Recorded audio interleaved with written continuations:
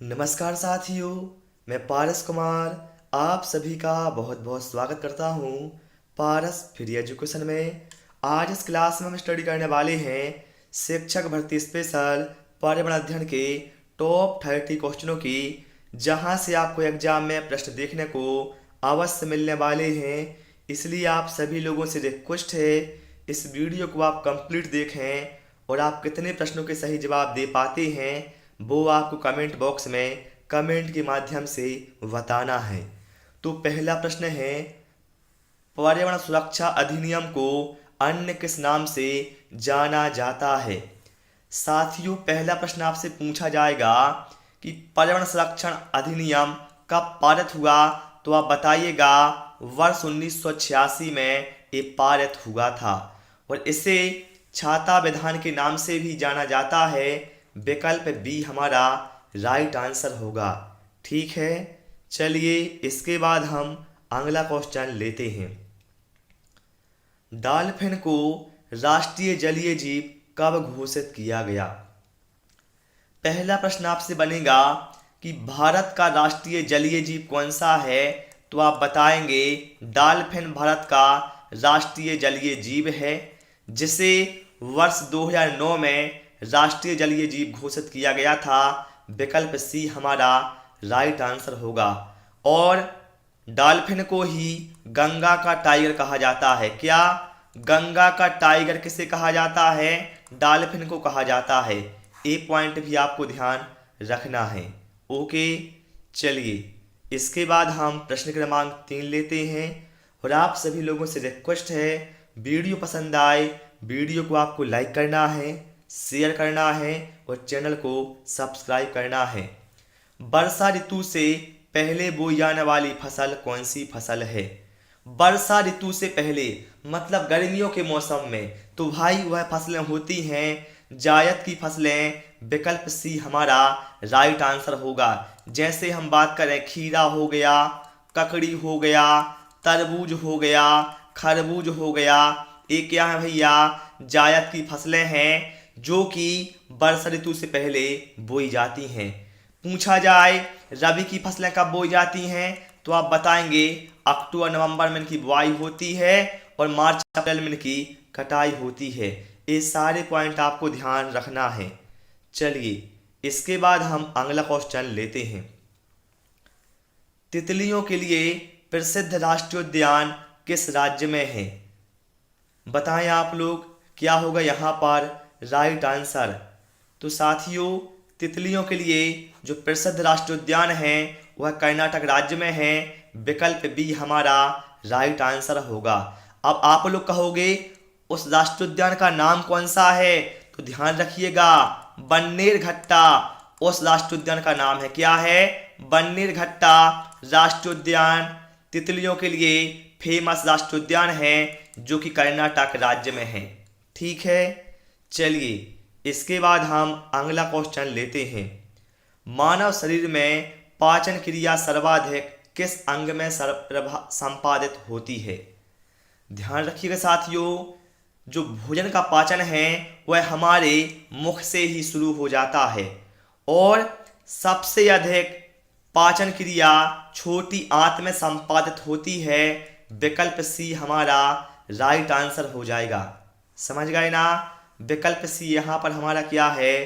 Right answer होगा। चलिए भाई इसके बाद हम अगला क्वेश्चन लेते हैं।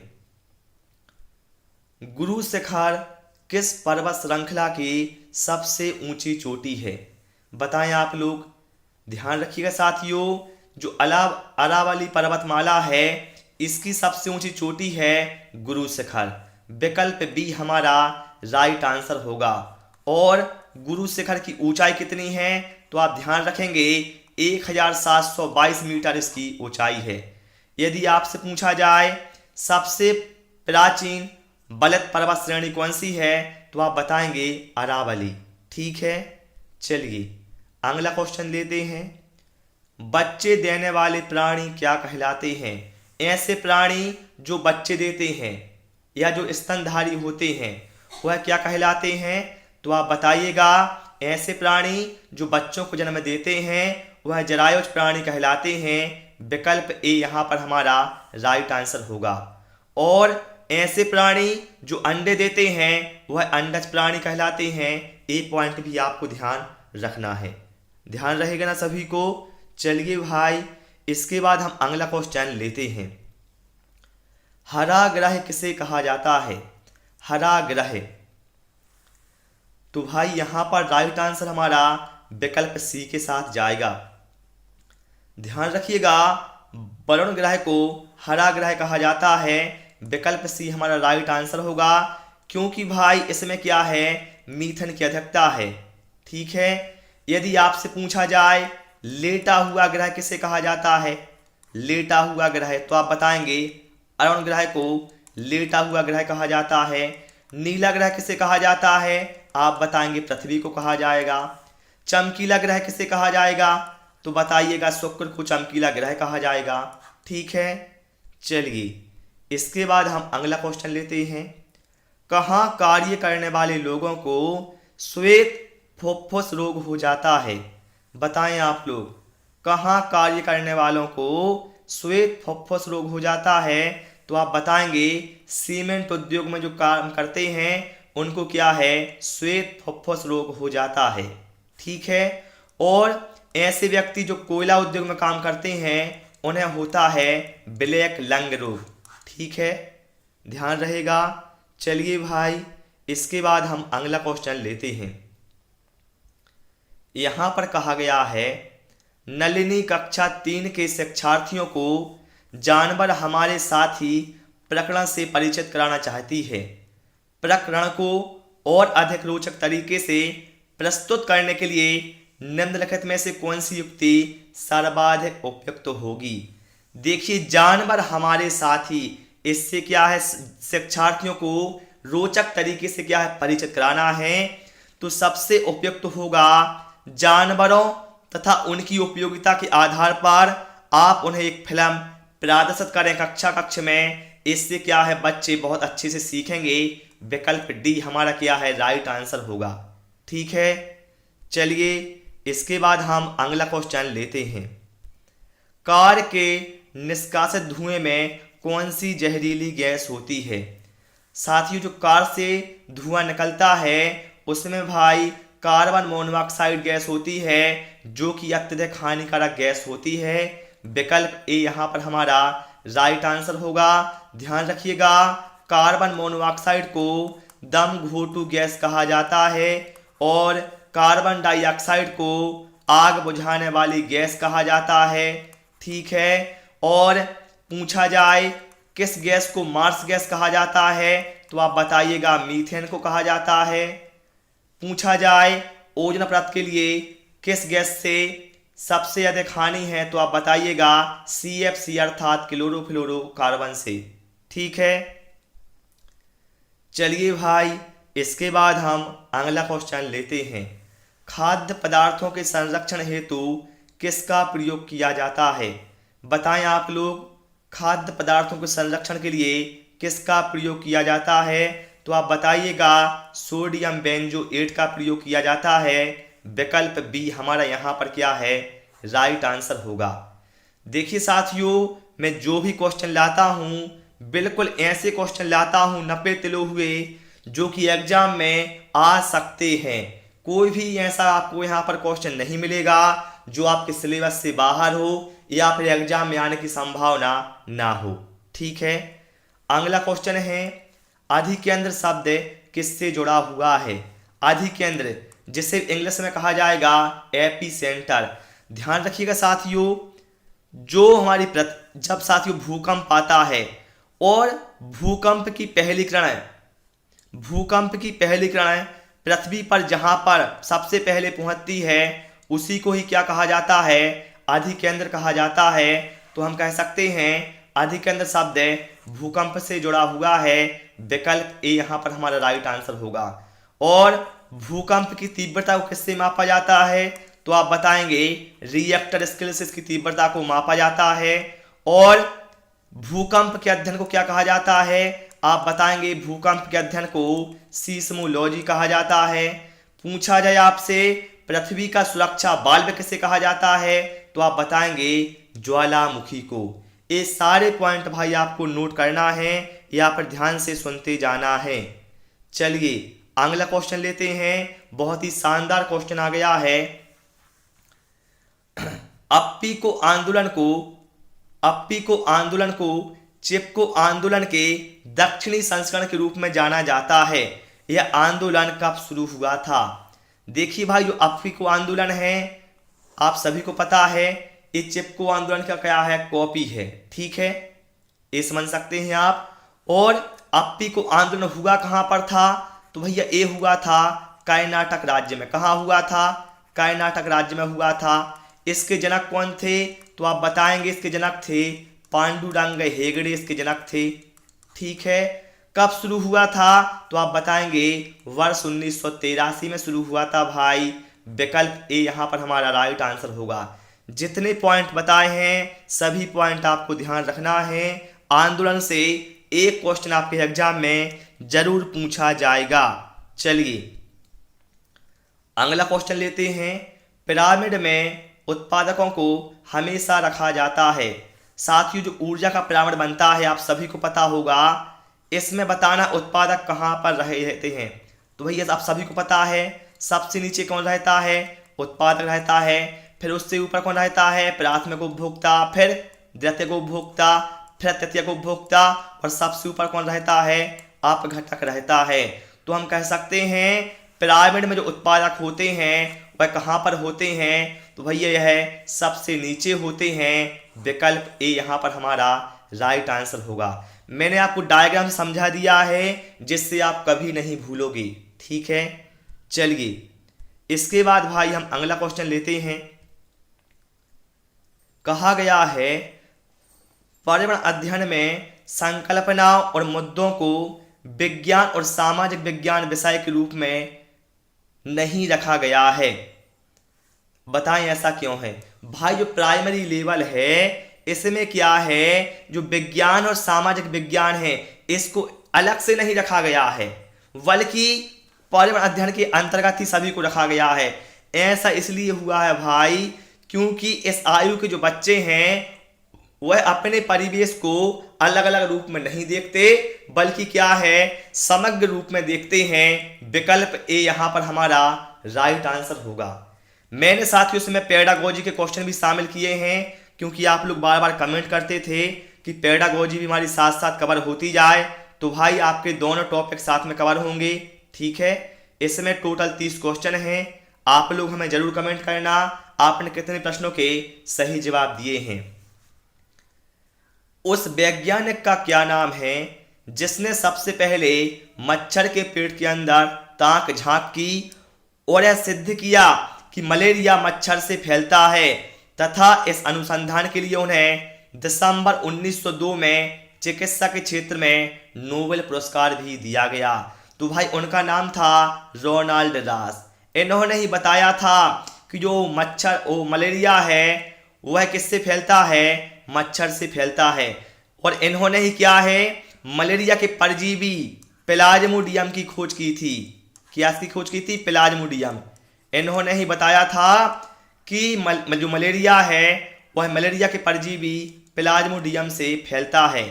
ठीक है, और मलेरिया की जो दवा है साथियों कोनेन, यह किस वृक्ष से प्राप्त की जाती है? तो बताएंगे आप सेनकोना वृक्ष की छाल से कोनेन नामक दवा प्राप्त की जाती है जिसका यूज मलेरिया के उपचार में होता है।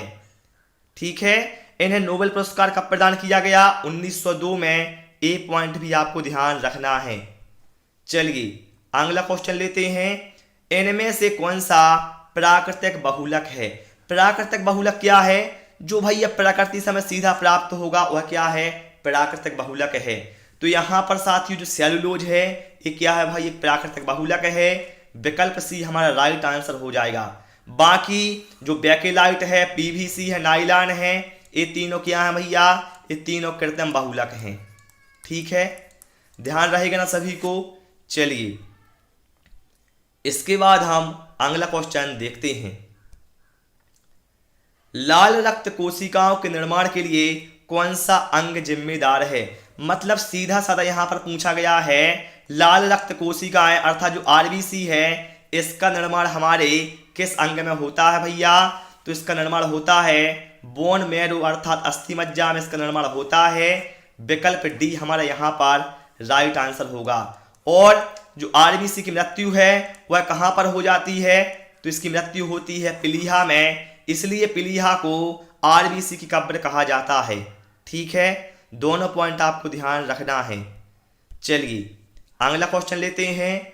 वह कौन सा जीव है जो वायु प्रदूषण को मॉनिटर करता है?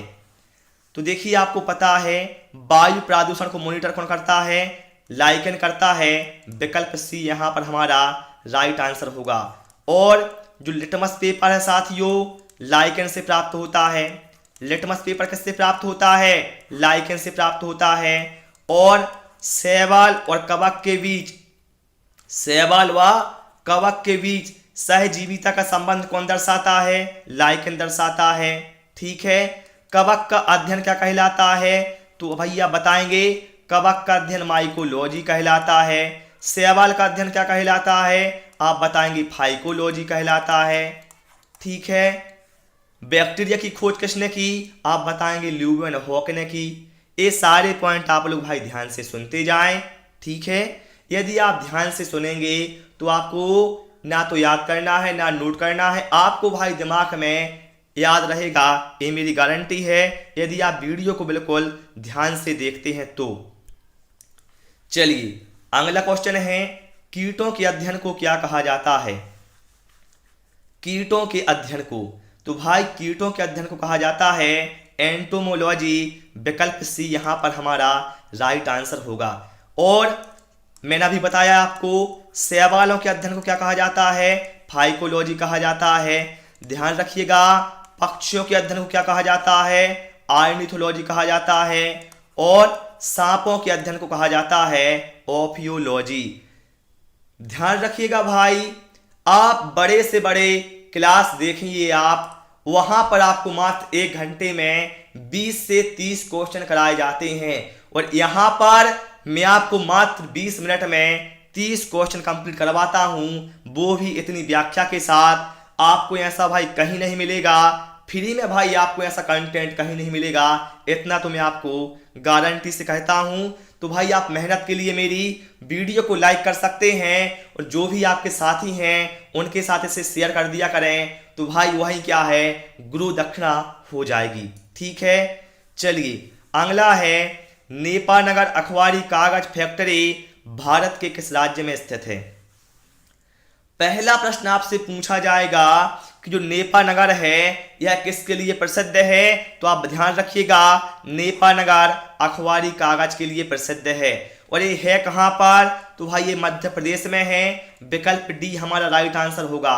मध्य प्रदेश में कहाँ पर है? तो भैया मध्य प्रदेश में है, बुरहानपुर जिले में है। ठीक है, बुरहानपुर जिले में नेपानगर अखबारी कागज फैक्ट्री है। ठीक है, चलिए अगला क्वेश्चन लेते हैं। भूरा कोयला किसे कहा जाता है? भूरा कोयला, तो भाई भूरा कोयला कहा जाता है लिग्नाइट को। किसे कहा जाता है? लिग्नाइट को भूरा कोयला कहा जाएगा। और सबसे उच्च कोटि का कोयला किसे कहा जाएगा? तो आप बताइएगा एंथ्रेसाइट को कहा जाता है, क्योंकि इसमें कार्बन की लगभग मात्रा 95% होती है। और सबसे निम्न कोटि का कोयला किसे कहा जाता है?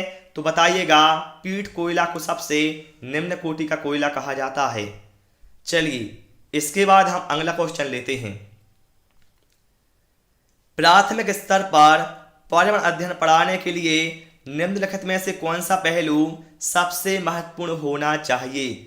यदि आप शिक्षक हैं भाई और आप प्राथमिक स्तर पर बच्चों को पढ़ा रहे हैं पर्यावरण अध्ययन, तो सबसे महत्वपूर्ण पहलू बताएं आप इसमें से कौन सा होगा? जल्दी से आप चारों विकल्प को पढ़ें और आंसर इसका कमेंट करें। तो मैं आपको आंसर बताता हूं। सबसे महत्वपूर्ण पहलू होगा कि आप बच्चों को क्या करेंगे, उनके प्राकृतिक और सामाजिक सांस्कृतिक पर्यावरण के साथ जोड़कर बच्चों को क्या है अधिगम करवाएंगे, जिससे बच्चा क्या है आसानी से सीखेगा। विकल्प डी हमारा क्या है राइट आंसर होगा।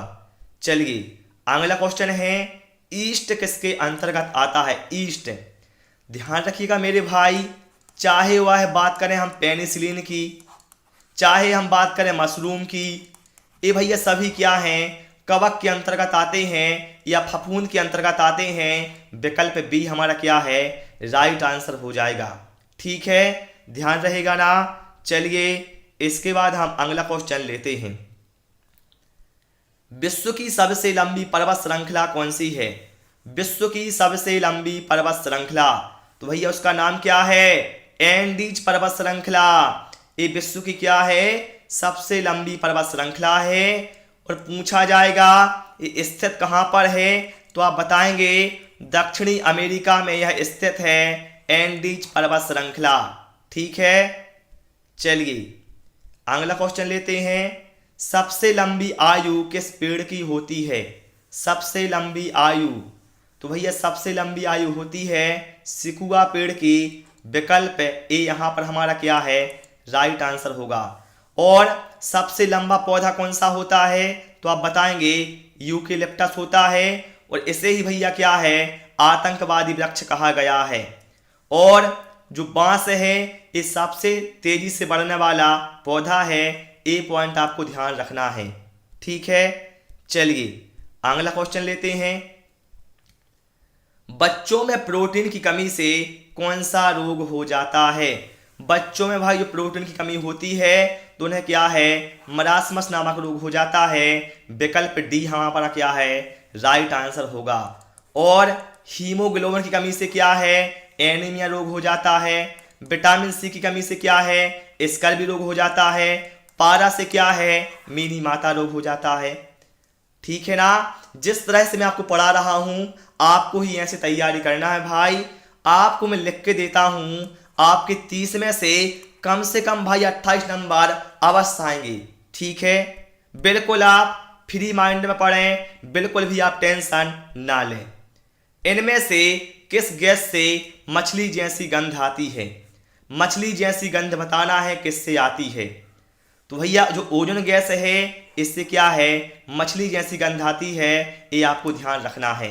पूछा जाएगा सड़े अंडे जैसी गंध किससे आती है, तो सड़े अंडे जैसी गंध आती है हाइड्रोजन सल्फाइड से। पूछा जाएगा कोयले की खानों से कौन सी गैस निकलती है, आप बताएंगे मीथेन गैस निकलती है कोयले की खान से। और धान के खेत और जुगालू करने वाले पशु हैं, इनसे भी क्या है, मीथेन गैस का उत्सर्जन होता है। मैं एक पॉइंट बार बार इसलिए बोलता हूं क्योंकि ये जो क्वेश्चन है एग्जाम में हर बार पूछे जाते हैं। क्योंकि आपके माइंड में एक चीज होती है जिसे आप बार बार सुनते हैं, वो आपको क्या है, हमेशा के लिए याद हो जाता है, आप कभी नहीं भूलते। चलिए अगला है, केंद्रीय आलू अनुसंधान संस्थान कहाँ स्थित है? भैया हम आलू की सब्जी बनाएंगे तो किसके साथ बनाएंगे, शिमला मिर्ची के साथ बनाएंगे मेरे भाई। ठीक है, मतलब आलू अनुसंधान केंद्र कहाँ पर है, शिमला में है। और जब अपने चावल को यदि आप चावल को भाई दांतों से काटेंगे तो क्या है, कट कट की आवाज आएगी। मतलब चावल अनुसंधान केंद्र कहाँ पर है, कटक में है। ये साथियों ऐसे कुछ टिप्स होते हैं जिससे आप इन्हें आसानी से याद भी रख सकते हैं। तो प्यारे साथियों इस क्लास में इतना ही। आपको क्लास पसंद आई हो वीडियो को लाइक शेयर और चैनल को सब्सक्राइब करना ना भूलें। कितना स्कोर किया 30 में से वो भी आप कमेंट बॉक्स में कमेंट करें। Thanks for watching this video.